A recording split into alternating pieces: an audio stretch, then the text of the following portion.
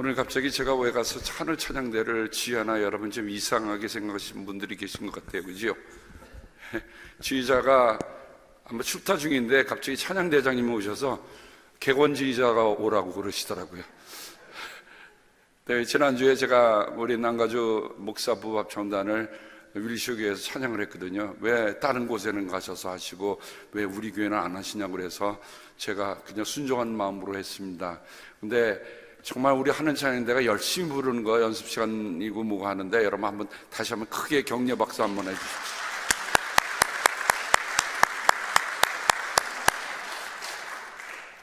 저는 찬양하는 게 참 좋아요.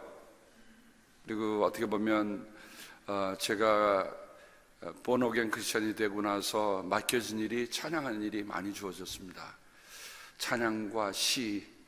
그래서 우리 학생들 데리고 문화예방 같은 거 하면서 음악도 하고 시낭송하는 것도 가르쳐주고 뭐 연극도 가르쳐주고 못한 게 가만히 보니까 안 한 게 하나도 없는 것 같아요. 여러분 저한테 물어보세요. 못하는 게 뭐 있냐고. 네, 하나님께서 어떤 일이 있으면 그 일을 피하지 말고 하라고 그러셔서 겁도 없이 덤벼들어서 살아온 삶이었습니다. 써주시는 게 감사해요. 생각해보면 저는 그렇게 자격이 있질 않은데 누구만 하면 딱 그런 전공을 한 사람도 아닌데 써주시는 게 감사합니다. 그래서 매일매일 그런 생각이 들어요. 아, 써주실 때 열심히 쓰자. 다 쓰고 가자. 그런 마음입니다. 이번 주에 우리 연합감리교 뉴스에 콩고에 있는 한 좀 가슴 아픈 소식을 접하게 되었습니다. 사진 하나 보시죠. 콩고에 여러분 에볼라라고 하는 전염병이 들어와서 200여 명이 사망을 했습니다. 그래서 국경 없는 의사회에서 그곳에 치료센터를 만들고 치료를 하는데 무슨 일인지 누군지는 모르겠지만 와서 저 치료센터를 다 불을 지르놓고 거기에 지켜있던 경찰을 쏴서 죽이고 몇 사람이 부상당하는 안타까운 일이 있었습니다. 우리와 멀리 떨어진 아프리카라고 해서 저 사건이 우리에게 아무런 의미가 없다 생각할 수 없습니다. 사실 세계 곳곳에서 일어나는 여러 가지 이런 가슴 아픈 참담한 일들은 오늘 우리가 어떻게 믿고 살아야 하는가 하는 것들을 다시 한번 일깨워주는 사건이기도 합니다. 어디에 큰 사고가 났다. 그거는 나하고는 아무것도 관계없는 일이야. 근데 오늘 누가복음 13장에 보면 예수님께서 갈릴리에서 1년의 사람들이 성전에 와서 예배를 드리는 빌라도가 실은 수로를 만들려고 돈이 없다 보니까 성전에 가서 금을 빼갖고 하려던 것을 반대했던 갈릴리 사람들입니다.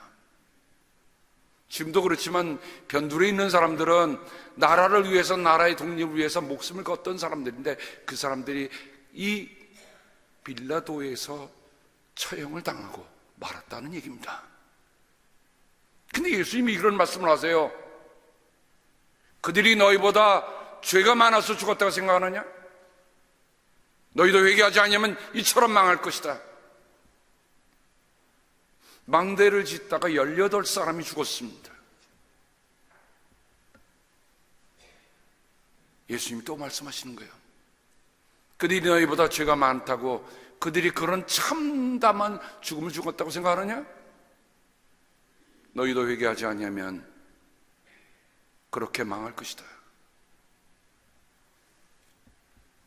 하나님의 말씀을 들고 설 때면 우리가 늘 그런 마음이 있어요. 좀 불편해. 근데 하나님의 말씀 진실은 우리를 불편하게 만든다고 하는 겁니다. 불편해야 우리가 하나님의 말씀 속으로 들어갈 수 있다는 거예요. 어느 사순절 어느 주일이었습니다. 7살 난 플로렌스라고 하는 이 소녀가, 아이가 엄마 곁에 서서 예배를 드리고 있었습니다. 그날 목사님이 얼마나 십자가에 참담한 것을 정말 극적으로 말씀해 주셨는지, 엄마 같이 예배드리던 이 아이가 훌쩍 울기 시작하는 거예요. 근데 그 소리가 얼마나 컸는지 예배당 안에 우는 소리가 들리는 겁니다. 당황한 엄마는, 얘 왜 울어? 조용히 해.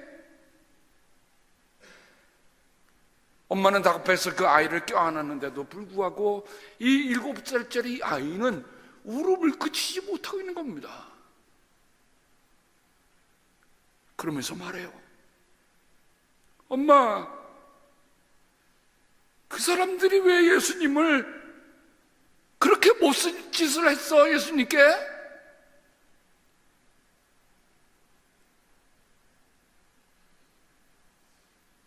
여러분, 만약 같이 예배 드리다 누가 운다고 생각해 보세요. 여러분, 어떤 의아심이 생기잖아요.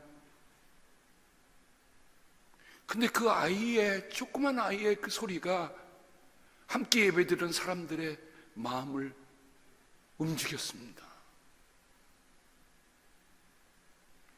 우리가 수없이 수많은 예수님의 십자가의 설교를 들으면서도 우리는 저 아이처럼 울지 못했구나.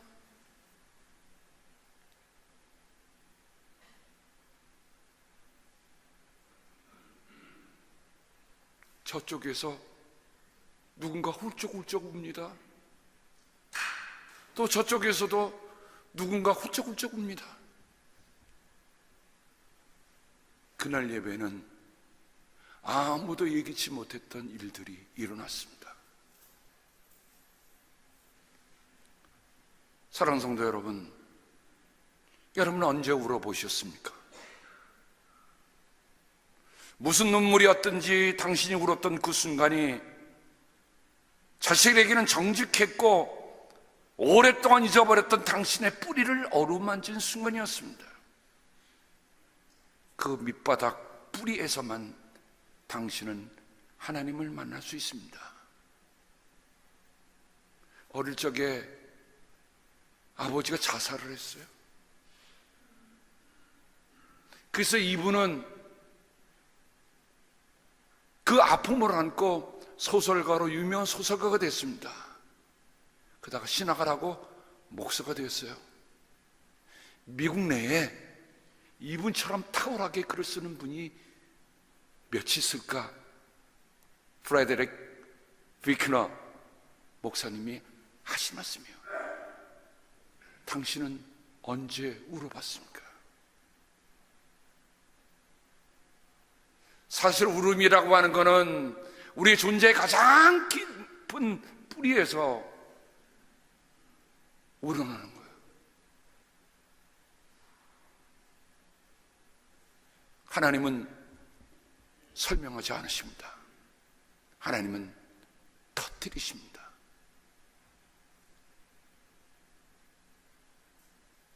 우리가 사순절을 지나면서 우리가 하나님의 말씀을 많이 듣지만은 정말 그 들으면서 우리는 얼마만큼 그런 떨림과 그런 울음이 우리에게 있는가 좀 물어봐야 할 겁니다. 우리는 너무도 능숙해졌어요. 하나님의 말씀을 듣는 너무 노련해졌어요.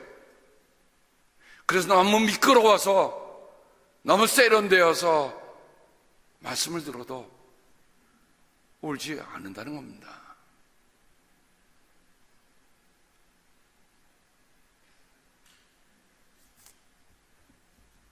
오래전에 빌라도의 보고서를 읽은 적이 있었습니다. 그 빌라도의 보고서에 보면 빌라도가 예수님께서 우리가 매주 사도신경을 고백할 때마다 늘 이름에 오르는 본디오 빌라도에게 고난을 받으사 십자가에 못 박혀 죽으시고 세상에 어떤 사람보다 가장 불쌍한 사람이 빌라도예요. 우리가 매주 꼬박꼬박 그 사람을 이름을 대잖아요. 근데 지금 소피아 성당에 이 빌라도의 보고서가 보관되어 있는데 그거를 번역한 제가 그것을 다시 읽으면서 이 부분 하나가 너무 가슴에 와닿았어요. 빌라도가 예수님을 불렀습니다. 이쪽은 총독입니다. 로마 총독이니까 얼마만큼 고난을 지고 있는 사람입니까? 상대방은 30살쯤 되는 청년입니다. 그런데 이상한 일입니다. 그 나사렛 젊은이는 아무렇지도 않게 조용히 서 있는데도 저는 마치 형사범처럼 사지를 떨고 있었던 것입니다. 누가 하는 얘기입니까? 몇 사람 죽여도 눈 하나 깜짝하지 않은 본디오 빌라도입니다. 그가 그 자리에 오기까지 얼마나 많은 술수와 얼마나 많은 것을 투자했겠습니까? 말 하나 거리낌이 없는 그 사람에게, 심지어는 아내가 내 어제 밤 잠자리가 뒤숭숭하니 그 사람을 해하지 말라고 했는데 빌라도는 어떻게 세수대 갖다 놓고 손 씻고 이 일은 나에게는 아무런 무관하다 내쳤던 사람이 빌라도 아닙니까? 그런데 그가 예수님을 불렀을 때의 그 고백이 우리는 예수님의 우리가 상상했던 그 이상으로 얼마나 영적인 영향력을 미치고 있는가 하는 것을 우리가 이 보고서를 통해서 읽을 수 있어요. 벌벌 떠는 빌라도는 청년 예수에게 말합니다. 내가 그대에게 지금 말하려고 하는 것은 명령이 아니라 부탁이네. 이게 웬일입니까? 총독이면 이렇게 하지 마라고 할 수 있는 사람 아닙니까? 여러분, 총독부의 총독이 한국에 문인 하나 데려놓고 한국에 한 사람 데려놓고 목사님 데려놓고 명령이 아니라 부탁하네라고 여러분 한번 생각해 보십시다.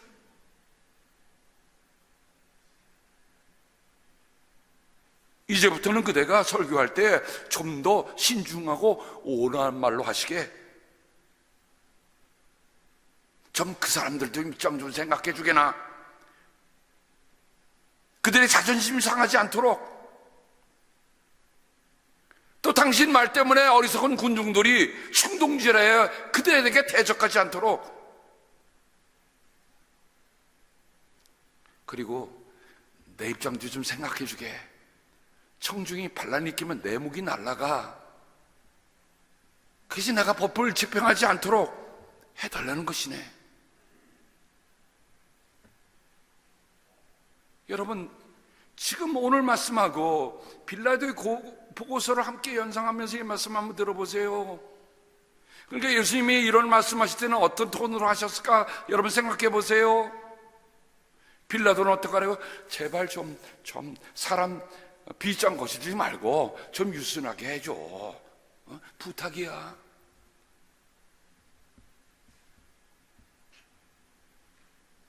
우리는 주님께서 가신 길을 말씀을 따라가며 걸어가는 사순절을 지금 지나고 있습니다. 저는 이번 사순절 새벽 기도회 때 예수님의 산상수훈을 중심으로 해서 말씀을 나누고 있습니다. 지난주까지 마태복음 5장에 나타난 예수님의 8가지 복에 대해서 말씀을 마치고 그 다음 말씀 세상의 소금, 세상의 빛까지 갔습니다. 예수님은 그 산상에서 이렇게 말씀하십니다. 마음이 가난한 사람은 복이 있다. 하늘나라가 그들의 것이다. 슬퍼하는 사람은 복이 있다. 하나님이 그들을 위로할 것이다. 이 슬퍼하는 것 갖다가 울다, 애턴다는 말입니다. 예수님은 우리가 허허허허 실없는 사람처럼 살기를 원하시는 게 아니에요. 정말 우리가 마음이 가난해 봤는가?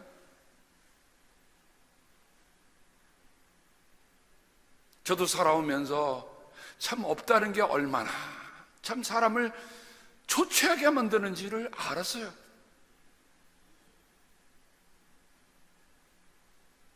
중학교 때 학비를 못 내면 선생님이 불러냅니다. 학비문 내서 앞으로 부르는 학생들 앞에서. 내가 뭐 잘못했어요? 돈이 없어서 학비를 못 내는 건데. 근데 우리 참 담임선생님 따뜻한 분이야. 그래, 알아서도 좀 잘해봐. 당연히 우리 선생님은 꾸짖지는 않으셨어요. 그래서 저는 없다고 하는 것이 얼마나 힘든가 하는 것을 학교 다닐 때 알았어요. 그런데 예수를 믿고 예수님과 함께 따라다 보니까 그 가난함보다 학비가 없어서 내 동료들 앞에서 제가 그래도 반장했거든요. 반장이 학비가 없어서 나갑니다. 세상 말로 하면 정말 얼굴 팔리는 일이에요.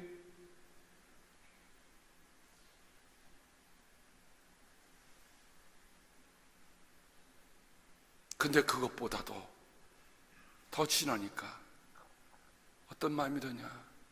아, 내가 마음의 가난함, 내가 세상에 없는 것보다 더 깨달아야 할 게 마음의 가난함이구나.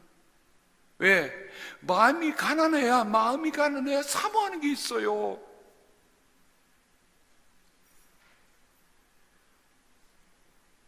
거기로 끝나는 게 아니라 우는 거죠. 내 존재의 뿌리를 생각하면서 우는 거예요.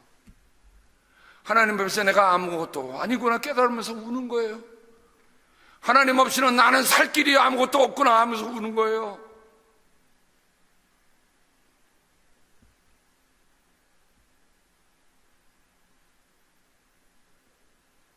누구를 위하여 종을 울리나? 어네스트 헤밍웨이가 그 소설 썼을 때 누구를 위하여 종을 울리나는 존 던이라고 하는 영국 성공의 목사님의 시 귀절에서 따온 겁니다. 늙음악하게 나이가 정말 중년이 되어서 목회자가 됐던 이 존 던이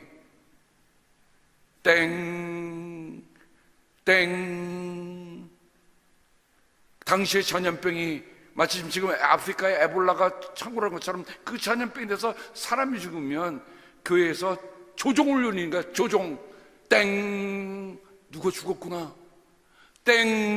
누가 돌아가셨구나.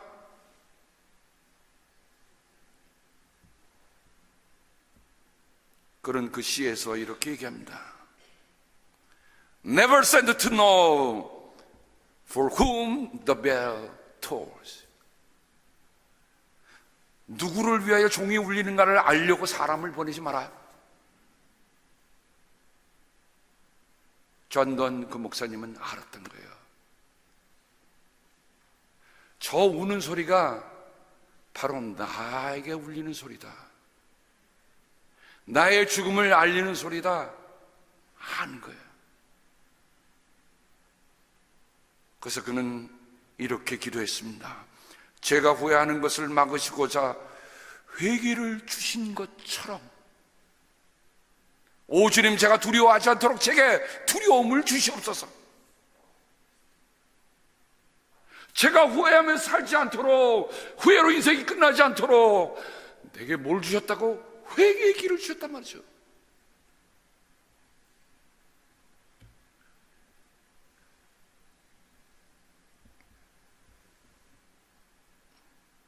저는 솔로몬이 하나님께 성전을 다 완공하고 나서 얼마나 기분에 만족함이 있었겠어요. 야, 내 아버지가 그리고 꿈꾸던 성전을 내가 이제 완성했노라. 그 일을 모두 마친 그날 잠을 자는데 하나님께서 그에게 꿈에게 나타나십니다.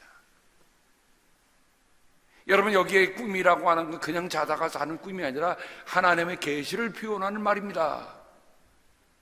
근데 역대시야 7장 14절의 이 말씀은 우리가 함흥에 있었던, 원산에 있었던, 그리고 평양에 있었던 부운동의 아주 메시지처럼 되어 있는 그 말씀인데, 바로 그 말씀이 어느 때였냐? 성전을 다 짓고 내가 할 일에 아주 끝부분에가 있다고 하는 그 자기의 희열 속에 있었던 주신 말씀입니다. 실패하고 바닥나서 주신 말씀이 아니라 지금 가장 어렵다가 아니라 다 했다 하는 순간이 주신 말씀인 걸 우리가 잊지 않아야 돼요. 그 말씀을 들어보세요. 내 이름으로 불리는 내 백성은 머리를 숙이고 기도하며 나를 찾고 나쁜 길에서 돌아서야 한다. 여기 7장 13절의 말씀이에요. 그리하면 나는 하늘에서 듣고 그 죄를 용서해 주고 그 사는 땅에서 다시 생명을 주리라. 기도하며 하나님은 찾으라 하십니다. 나쁜 길에서 돌아서라 하십니다. 하나님이 듣고 계세요. 하나님이 용서하시는 거예요. 하나님께로 돌아가야 합니다. 여러분, 누가복음 15장에 예수님께서 세 개의 비유를 말씀하시면서 돌아옴에 대한 말씀하시면서 이렇게 말씀하셨어요. 아버지의 유산을 살아있을 때 챙겨받아간 둘째 아들이 다 재산을 탕자하고 이제 먹을 것이 없어서 죽게 됐구나 할 때 그가 했던 말 하나가 있습니다. 내가 일어나 아버지께로 돌아가서, 이렇게 말씀드려야겠다. 아버지, 내가 하늘과 아버지 앞에 죄를 지었습니다.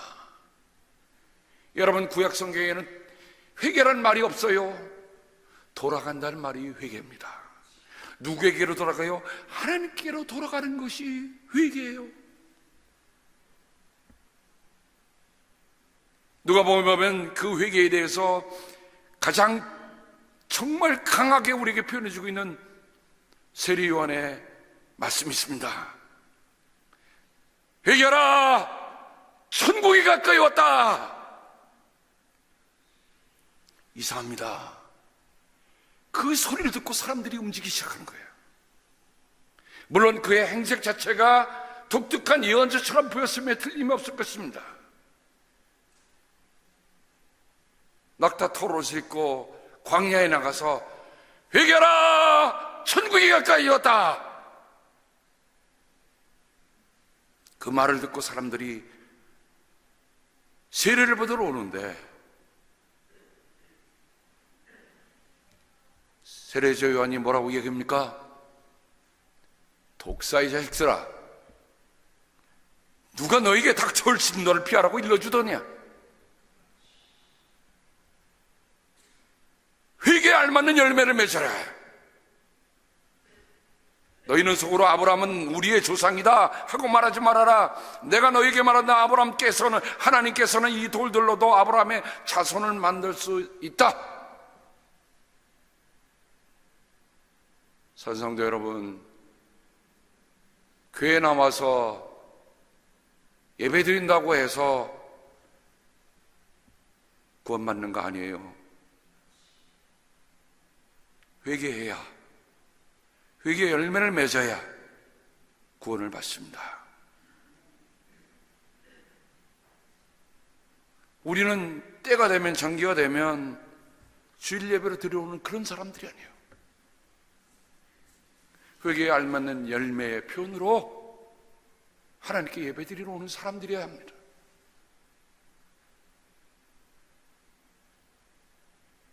세례자 요한은 더 무시무시한 얘기를 우리에게 얘기합니다. 도끼를 이미 나무 뿌리에 갖다 놓으셨다. 그건 뭐예요? 이제는 차포하시겠다는 거예요. 씨가 없어지겠다는 거예요. 그러므로 좋은 열매를 맺지 않는 나무는 다 찍어서 불 속에 던져진다. 그래서 우리가 얘기합니다. 그러면 우리는 무엇을 해야 합니까? 속옷을 2벌 가진 사람은 없는 사람에게 나눠주고 먹을 것을 가진 사람도 그렇게 하여라. 세리들이 묻습니다. 선생님, 우리는 무엇을 해야 하겠습니까? 너희에게 정해진 것보다 더 받지 말아라. 군인들이 묻습니다. 그러면 우리들은 무엇을 해야 하겠습니까? 아무에게도 협박하여 억지로 뺏거나 거짓 고술하여 뺏거나 속여서 뺏지 말고 너희의 본거로 만족하게 여겨라.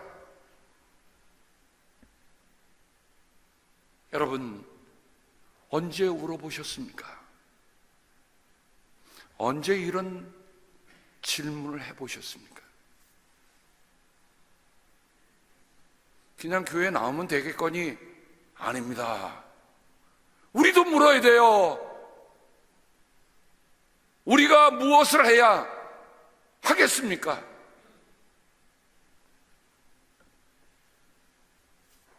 건강한 사람에게는 의사가 필요하지 않으나 병든 사람에게는 필요하다. 나는 의인을 부르는 것이 아니라 죄인을 불러서 회개시키러 왔다. 예수님이 오신 이유를 예수님 스스로 말씀하십니다. 죄인을 불러서 회개시키러 왔다. 내가 너희에게 말한다. 이와 같이 하늘에서는 회개할 필요가 없는 의인 아홉보다 회개하는 죄인 한 사람을 두고 더 기뻐할 것이다. 내가 너희에게 말하되 이와 같이 회개하는 죄인 한 사람을 두고 하나님의 천사들이 기뻐할 것이다.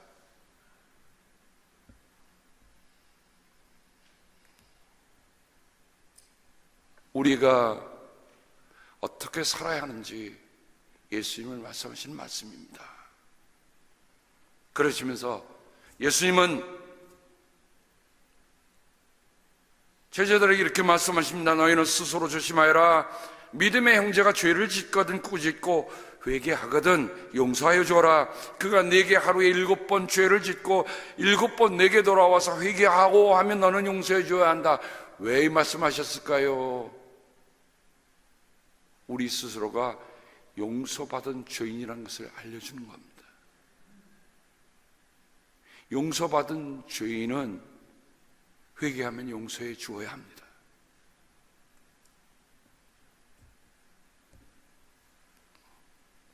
누가복음 끝에 보면 주 예수 그리스도의 이름으로 죄 사함을 받게 하는 회개가 모든 민족에게 전파될 것이다 하였다. 예루살렘부터 시작하여 너희는 이 일의 증인이다. 누가복음은 마태복음의 28장과 달리 이렇게 얘기합니다. 그리스도 예수의 이름으로 죄 사함을 받게 한 회개가 모든 민족에게 전파될 것이다.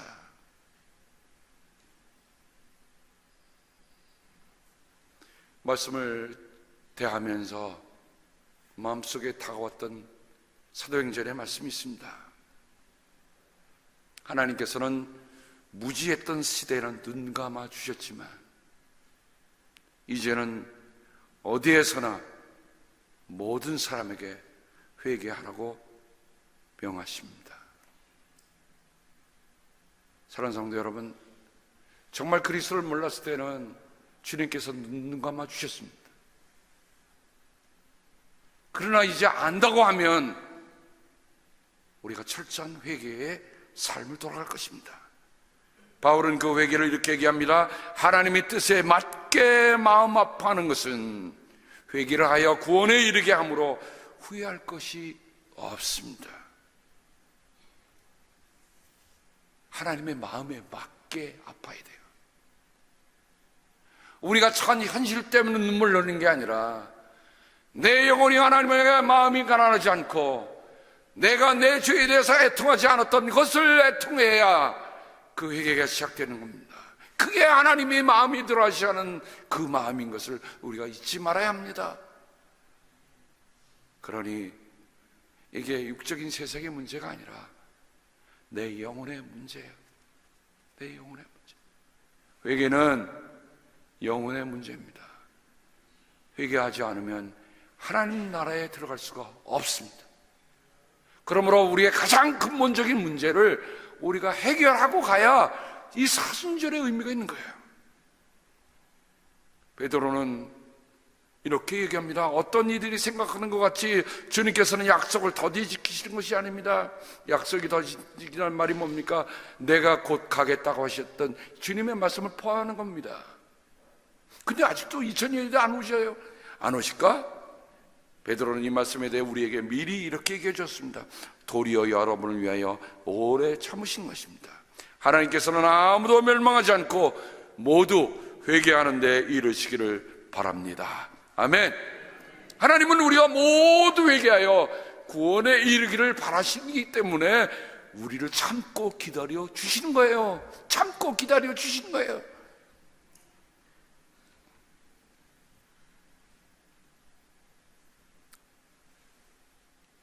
오늘 말씀은 하나만 더 요구합니다.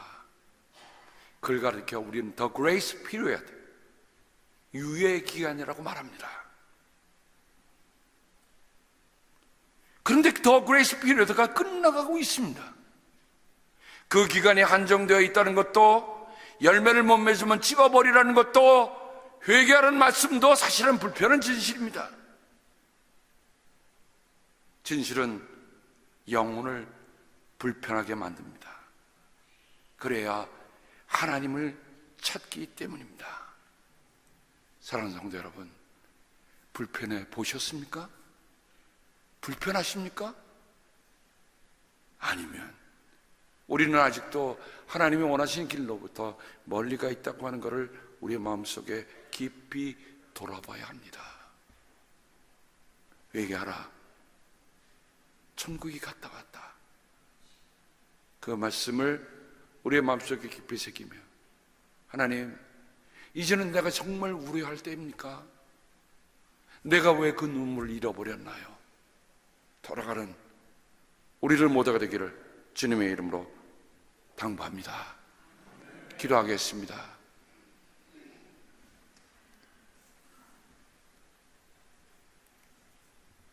아버지, 너희도 회개하지 아니하면 망할 것이다. 예수님이 연거푸 이 말씀하셨을 때에 그 심정이 뭘까? 우리가 지금 살고 있는 것이 은혜의 유예기간이라는 것을 잊지 않도록 하여 주시기를 기도하고 합니다. 그래요, 우리에게 주어진 이 시간이 만회할 수 있는 기회가 되게 주여 도와 주시옵소서. 예수님의 이름으로 감사하며 기도드립니다. 아멘.